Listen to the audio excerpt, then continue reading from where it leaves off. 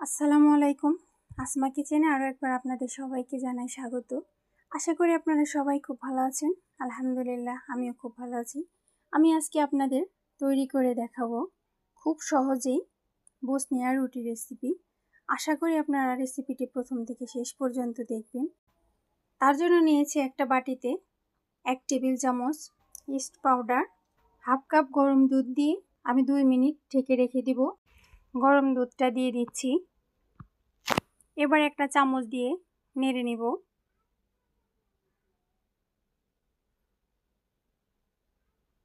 নেড়ে নিচ্ছি।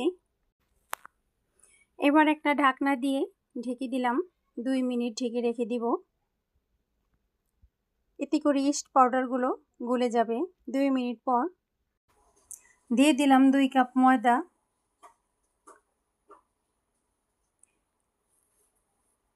এবার দিয়ে দিলাম পরিমাণ মতো লবণ, 1 টেবিল চামচ চিনি। এবার মিশিয়ে নিচ্ছি। এবার দিয়ে দিলাম একটি ডিম।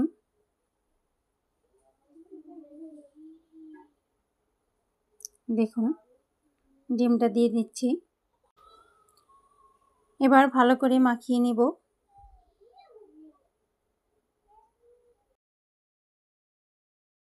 আরও হাফ কাপ দুধ দিয়ে দিলাম।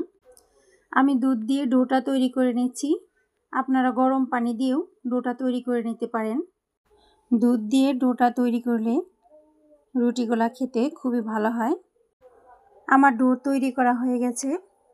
এবার আমি তেল মেখে 30 মিনিটের জন্য ঢেকে রেখে দিব।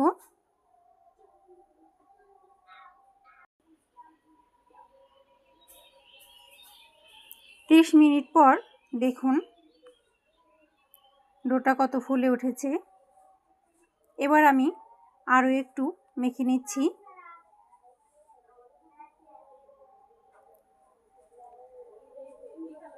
এবার আমি ডোটাকে পিস পিস করে কেটে নিব,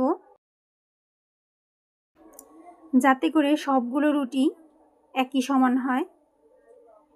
আমি একটা চাকুর সাহায্যে কেটে নিচ্ছি।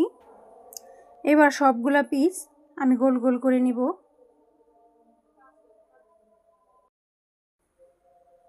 দেখুন গোল গোল করা হয়ে গেছে। এবার আমি বসনিয়া রুটিগুলো তৈরি করে নিব। আমি একটু তেল দিয়ে নিলাম।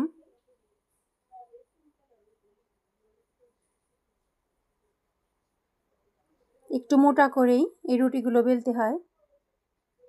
খুব বেশি পাতলাও না, খুব বেশি মোটাও না। এইভাবে বানিয়ে নিতে হবে। আমি আরও একটি রুটি বানিয়ে নিচ্ছি। এবার আমি রুটিগুলো ভেজে নেব। এভাবে সবগুলা রুটি আমি তৈরি করে নিয়েছি। এবার একটি কড়াইতে দিয়ে দিলাম সরিষার তেল। আমি রুটিগুলো ভেজে নেব। তেলটা গরম হয়ে গেছে। আমি একটা রুটি দিয়ে দিলাম। দেখুন মাশাআল্লাহ কত সুন্দর ফুলে উঠেছে। এই ফুলকো ফুলকো বসনিয়া পরোটা খেতে খুবই ভালো লাগবে। দেখুন কতটা সুন্দর লাগছে, খেতে খুবই ভালো লাগবে। আমি আরও একটা রুটি দিয়ে দিলাম। রুটি দেওয়ার পরে এভাবে উল্টে পাল্টে ভেজে নিতে হবে। রুটির উপরে যাতে তেলগুলো উঠে যায়, তাহলে রুটিগুলো ফুলকো ফুলকো হবে। দেখুন কতটা ফুলকো হয়েছে। আমি সবগুলো রুটি এভাবে ভেজে নেব।